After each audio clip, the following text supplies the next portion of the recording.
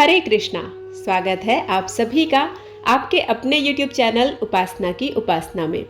आज की वीडियो में आप जानेंगे श्रावण मास में पड़ने वाली कामिका एकादशी किस दिन है, पूजा विधि क्या है, शुभ मुहूर्त क्या है, पारण का समय क्या है, कामिका एकादशी व्रत की कथा क्या है। तो यह संपूर्ण जानकारी आपके साथ वीडियो में शेयर कर रही हूँ। वीडियो पसंद आता है तो प्लीज़ लाइक ज़रूर कीजिएगा। जानकारी अच्छी लगे तो इसे शेयर भी कीजिएगा और चैनल पर पहली बार आए हैं तो इसे सब्सक्राइब करना बिल्कुल मत भूलिएगा।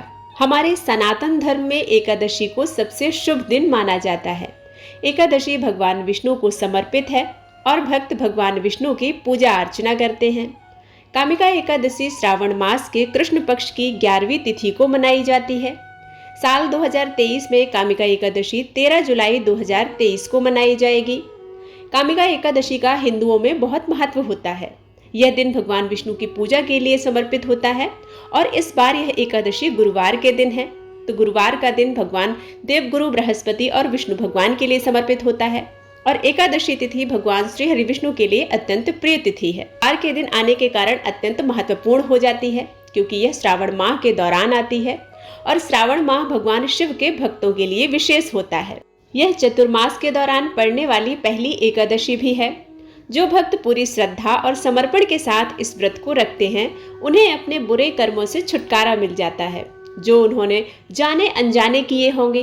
कामिका एकादशी का व्रत रखने से भक्तों को मोक्ष की प्राप्ति भी होती है और वे सीधे भगवान विष्णु के निवास स्थान वैकुंठ लोक को जाते हैं। कामिका एकादशी का आरंभ 12 जुलाई को शाम 5:59 से होगा और इसका समापन 13 जुलाई को शाम 6:24 पर होगा। कामिका एकादशी व्रत पारण का समय होगा 14 जुलाई को सुबह 5:33 से सुबह 8:18 तक।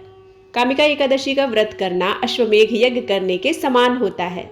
जो व्यक्ति कामिका एकादशी के दिन तुलसी के पत्रों से भगवान विष्णु की पूजा करता है वह व्यक्ति पितृदोष से मुक्त हो जाता है। कामिका एकादशी भक्तों की संपूर्ण मनोकामनाओं को पूर्ण करती है। इस दिन श्रद्धा, निष्ठा और विश्वास के साथ श्री हरि विष्णु भगवान, माता लक्ष्मी और राधे रानी किशन कन्हैया की पूजा करनी चाहिए। इस दिन रात्रि में पूजन करते समय शुद्ध गाय के घी का दीपक प्रज्वलित करना चाहिए। ऐसा करने से आपके पितर तृप्त होते हैं और उनको अमृत का पान प्राप्त होता है। कामिका एकादशी का महत्व सृष्टि के निर्माता अर्थात भगवान ब्रह्मा ने अपने पुत्र ऋषि नारद को बताया था। इस पवित्र दिन पर लोग ब्राह्मण हत्या के पाप से छुटकारा पा सकते हैं। जो व्यक्ति एकादशी का व्रत करता है या कामिका एकादशी की कथा सुनता है उसे मोक्ष की प्राप्ति होती है। यही कथा भगवान श्री कृष्ण ने पांडवों के राजा युधिष्ठिर को भी सुनाई थी। भक्त को सुबह जल्दी उठना चाहिए और पूजा अनुष्ठान शुरू करने से पहले स्नान करना चाहिए। पूजा घर को साफ करें और एक लकड़ी का तख्ता लें। उस पर श्रीयंत्र के साथ भगवान विष्णु या भगवान श्री कृष्ण की एक मूर्ति रखें। भगवान विष्णु की मूर्ति को फूलों, पीले कपड़ों से सजाएं। भोग, प्रसाद, पंचमेवा और फल आदि घर से बनी हुई मिठाइयों से पूजा करें। पूजा अनुष्ठान करने के बाद कथा पढ़ें और आरती करें। अपना दिन ओम नमो भगवते वासुदेवाय नमः मंत्र के जाप के साथ बिताएं। भक्त द्वादशी को अपना व्रत तोड़ सकते हैं। जो लोग व्रत करने में असमर्थ हैं वे कामिका एकादशी के इस शुभ दिन पर भगवान विष्णु की पूजा कर सकते हैं और तुलसी जी की पूजा कर सकते हैं। तुलसी जी पर जल अर्पित नहीं करना चाहिए, ना ही उनको स्पर्श करना चाहिए। दूर से ही दीपक प्रज्वलित करके माता को अर्पित करना चाहिए और अपनी संपूर्ण मनोकामनाओं को माँ वृंदा से अवश्य कहना चाहिए। एकादशी तिथि पर जिस प्रकार से तुलसी वृक्ष की पूजा की जाती है उसी प्रकार से पीपल वृक्ष की भी पूजा का महत्व है क्योंकि पीपल वृक्ष में भगवान श्री हरि विष्णु प्रत्यक्ष रूप से निवास करते हैं। क्योंकि गीता में कहा गया है कि भगवान पीपल वृक्ष में सदा सर्वदा निवास करते हैं। इस दिन श्रद्धा और विश्वास के साथ पीपल वृक्ष को मीठा जल अर्पित करना चाहिए, कलावा अर्पित करना चाहिए और यज्ञोपवीत अर्पित करना चाहिए। संध्या समय में शुद्ध गाय के घी का दीपक प्रज्वलित करना चाहिए। अपने समस्त कष्टों से मुक्ति की कामना से प्रार्थना करनी चाहिए और पीपल वृक्ष में निवास करने वाले समस्त 33 कोटि के देवताओं को प्रणाम करना चाहिए। श्रावण मास के कृष्ण पक्ष की कामिका एकादशी का महात्म युधिष्ठिर ने भगवान श्री कृष्ण से पूछा था, वासुदेव आपको नमस्कार है। श्रावण के कृष्ण पक्ष में कौन सी एकादशी होती है उसका वर्णन कीजिए। तब भगवान श्री कृष्ण बोले, हे राजन, ध्यान से सुनो, मैं तुम्हें एक पापनाशक उपाख्यान सुनाता हूँ जिसे पूर्व काल में ब्रह्मा जी ने नारद जी के पूछने पर कहा था। नारद जी ने प्रश्न किया, भगवन कमलासन, मैं आपसे यह सुनना चाहता हूँ कि श्रावण के कृष्ण पक्ष में जो एकादशी होती है उसका क्या नाम है, उसके कौन से देवता हैं तथा उससे कौन सा पुण्य प्राप्त होता है। हे प्रभु, यह सब बताने की कृपा कीजिए। ब्रह्मा जी ने कहा, नारद सुनो, मैं संपूर्ण लोकों के हित की इच्छा से तुम्हारे इस प्रश्न का उत्तर दे रहा हूँ। श्रावण मास में जो कृष्ण पक्ष की एकादशी होती है उसका नाम कामिका है। उसके स्मरण मात्र से वाजपेयी यज्ञ का फल प्राप्त होता है। उस दिन श्रीधर, हरिविष्णु, माधव और मधुसूदन आदि नामों से भगवान का पूजन करना चाहिए। भगवान श्री कृष्ण के पूजन से जो फल मिलता है वह गंगा, काशी, नैमिषारण्य तथा पुष्कर क्षेत्र में भी सुलभ नहीं है। सिंह राशि के बृहस्पति होने पर तथा व्यतिपात तथा दंड योग में गोदावरी स्नान से जिस फल की प्राप्ति होती है वही फल भगवान श्री कृष्ण के पूजन से भी मिलता है। जो समुद्र और वन सहित समूची पृथ्वी का दान करता है तथा जो कामिका एकादशी का व्रत करता है वे दोनों समान फल के भागी माने जाते हैं। जिस गाय ने बछड़ा दिया हो उस गाय को अन्यान्य सामग्रियों सहित दान करता है। उस मनुष्य को जिस फल की प्राप्ति होती है वही कामिका का व्रत करने वालों को मिलता है। जो नरश्रेष्ठ श्रावण मास में भगवान श्रीधर का पूजन करता है उसके द्वारा गंधर्वों तथा नागों सहित संपूर्ण देवताओं की पूजा हो जाती है। अतः पाप भीरू मनुष्यों को यथाशक्ति पूरा प्रयत्न करके कामिका के दिन श्री हरि का पूजन करना चाहिए। जो पाप रूपी कीचड़ से भरे हुए संसार समुद्र में डूब रहे हैं उनका उद्धार करने के लिए कामिका का व्रत सर्वोत्तम है। अध्यात्म विद्यापरायण पुरुषों को जिस फल की प्राप्ति होती है उससे बहुत अधिक फल कामिका व्रत का सेवन करने वालों को मिलता है।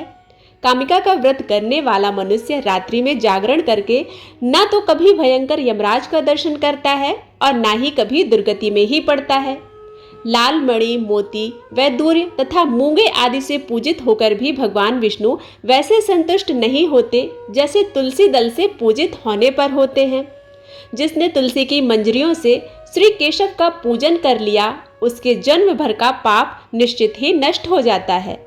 जो दर्शन करने पर सारे पाप समुदाय का नाश कर देती है, स्पर्श करने पर शरीर को पवित्र बनाती है, प्रणाम करने पर रोगों का निवारण करती है, जल से सींचने पर यमराज को भी भयभीत कर देती है, आरोपित करने पर भगवान श्री कृष्ण के समीप ले जाती है और भगवान के चरणों में चढ़ाने पर मोक्ष रूपी फल प्रदान करती है, उस तुलसी देवी को नमस्कार है।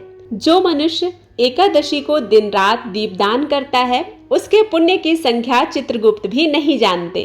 एकादशी के दिन भगवान श्री कृष्ण के सम्मुख जिसका दीपक जलता है उसके पितर स्वर्गलोक में स्थित होकर अमृत पान से तृप्त होते हैं। घी अथवा तिल के तेल से भगवान के सामने दीपक जलाकर मनुष्य देह त्याग के पश्चात करोड़ों दीपों से पूजित होकर स्वर्गलोक में जाता है।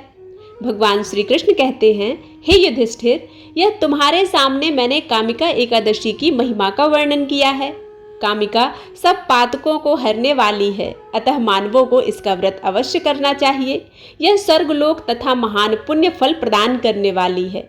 जो मनुष्य श्रद्धा के साथ इसका महात्म्य श्रवण करता है वह सब पापों से मुक्त हो श्री विष्णु लोक में जाता है। भगवान श्री कृष्ण कहते हैं, हे युधिष्ठिर, मैंने तुम्हें कामिका एकादशी व्रत का महात्म्य सुना दिया है।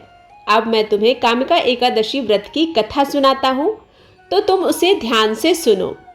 पुराने समय में एक गांव में एक क्षत्रिय रहा करते थे। वह अत्यंत क्रोधी स्वभाव के थे।